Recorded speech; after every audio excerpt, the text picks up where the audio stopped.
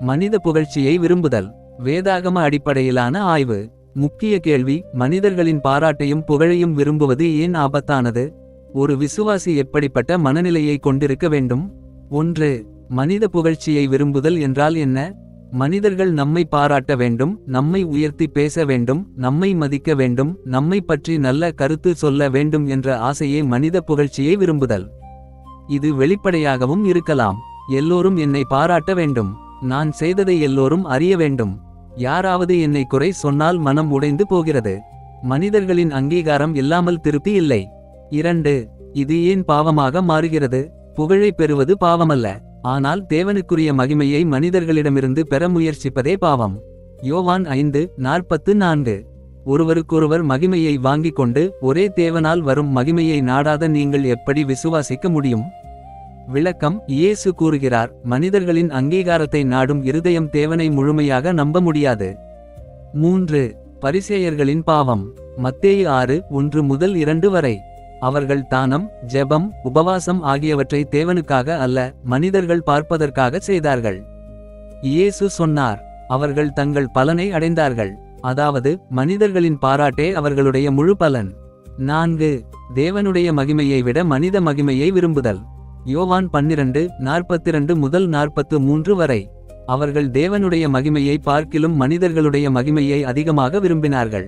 இது மிகவும் ஆபத்தான நிலை. அடையாளங்கள்: உண்மையை சொல்ல பயப்படுவது, மனிதர்களை மகிழ்விப்பது, தேவனை விட மக்களை அதிகம் பயப்படுவது. 5. பவுலின் எடுத்துக்காட்டு. கலாத்தியர் 1:10. நான் இப்பொழுது மனிதரையா தேவனையா பிரியப்படுத்துகிறேன்?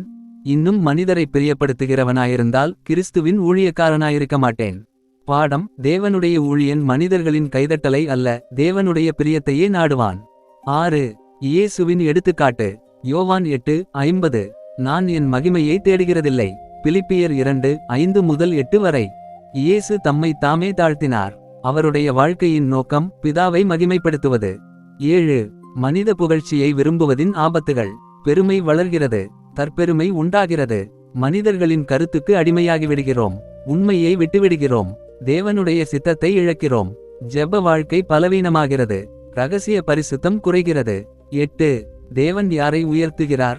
1 பேதுரு 5:6. தேவனுடைய பலத்த கைக்கீழ் தாழ்மையாயிருங்கள்.